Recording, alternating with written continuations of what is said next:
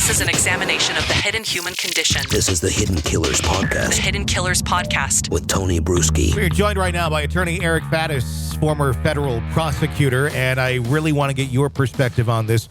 From your position and your expertise in your profession, should Lori Vallow's sentencing, which is scheduled here for today as this episode comes out and may have already actually taken place by the time this drops in the day, should her religion be taken into account? Should her religious beliefs, I should say, be taken into account in the sentencing process? And I didn't see exactly of what charges she was convicted, but I know she was convicted in the deaths of her children. Yes. A person's religion typically should not have bearing on what sentence they receive.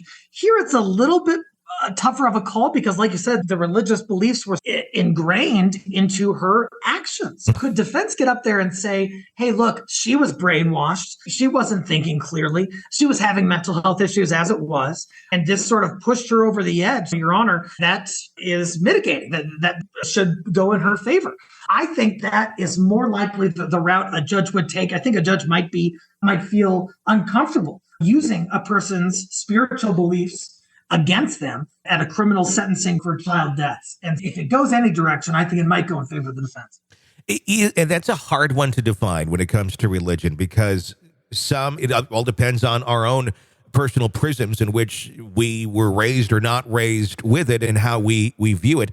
There's obviously plenty of, and that's a majority, very peaceful people who are not out using religion as justification for murdering their children. But there are other versions of religion. Obviously, Lori took it that far, but there's plenty of people who have their belief system and they do expose their children to very dangerous situations.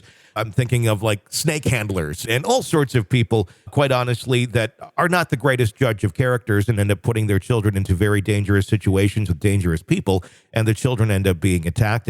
Does this highlight any potential gaps in our child protective services, or just the way, maybe not even CPS, just the way we handle these sort of things in society and how quickly we are to write off danger when mom or dad says, it's our religion?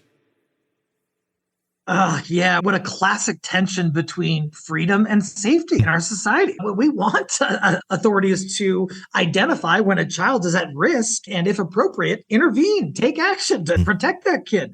But it gets pretty murky when the parents' spiritual beliefs are at play in the situation. We've had cases in Colorado where folks have withheld medical care from children who were clearly very sick, and those children suffered and ultimately perished due to the parents' actions. And so should authorities have intervened sooner in a case like that? If they did, is that some sort of way of impeding upon the expression of a person's religious freedom? I think there's absolutely a line that we must draw when it comes to a physical safety risk for the child.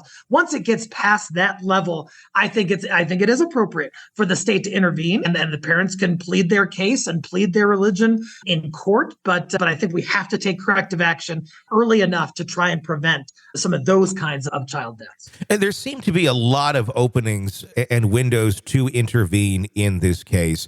And I'm curious if that has taught us anything, if it's going to be looked at with a little bit more of a magnifying glass. I know a lot of the authorities in this case, a lot of them did a great job investigating this. They were following the rules and laws as they were written at that current time. But if we just look back at this from a humanistic standpoint, there could have been intervening 50 different ways. They knew the children were missing for a long period of time. She did not have to produce them for nearly 5 or 6 months, and they were okay with it. Is this something where the system really did fail these kids and allowed simply the word of Lori to have much more ground and impact than it should have had? And should this be changed? Should they take a look at this and say, yeah, maybe we were following our current rules, but those rules need to be changed and those practices need some updating? I think there were failures in many respects in this case. And it brings me back to there's a body cam interview of one of Lori Vallow Daybell's ex-husbands who was essentially saying, hey, look, she's off her rocker. She's dangerous. She's going to hurt somebody. And nothing significant happens. And then later that ex-husband turns up dead. Yeah. And there are other instances where folks were doing this outcry and saying, yeah, things are getting pretty problematic here. And there wasn't sufficient intervention at that time. So will this be a case study in terms of how we act upon these tips? What tips are credible? What tips are actionable? What should justify us going into a home and disturbing that personal home environment in order to protect children? I think this is a great case for authorities to look at and hopefully glean some lessons that will help folks in the future. This is an examination of the hidden human condition This is the Hidden Killers Podcast with Tony Brueski.